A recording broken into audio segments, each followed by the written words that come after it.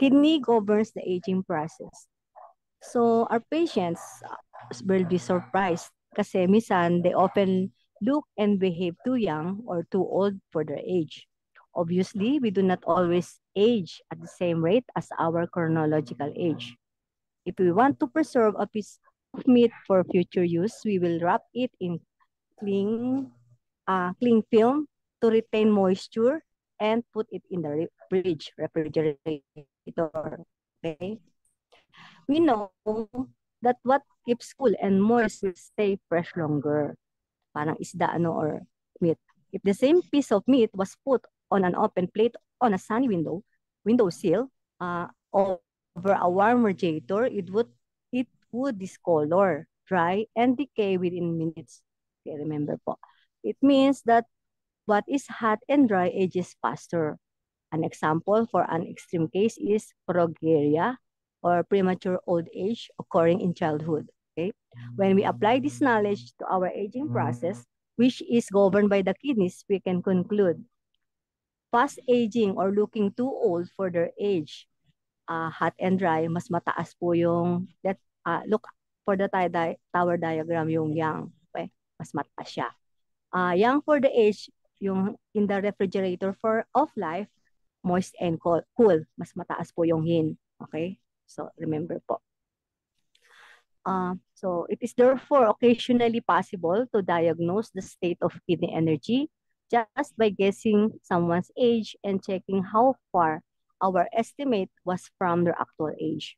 It is also interesting to observe that a person can age rapidly within a short period of their life during illness, bereavement, or menopause, and how they become younger looking if they are happy or are more relaxed. Remember, so kidney dominates reproduction. Reproductive system begins to function at puberty and continues to be active until both female and male menopause. However, it also functions before and after this period, even though it does not have the function of reproduction. Reproductive organs are nourished and energized by the kidney and urinary bladder and the earth and metal elements. Kidneys and urinary bladder are the two only organs of the body that have two very different functions and two different mother elements. The kidney governs water and all its functions, and the life gate or the Mingmen kidney functions mainly with the reproductive system, remember. The earth element nourishes the reproductive organs, and the metal element nurtures the water element. Okay. So let's go to the kidney. There are two parts, two kinds, the water kidney and the life gate or the Mingmen.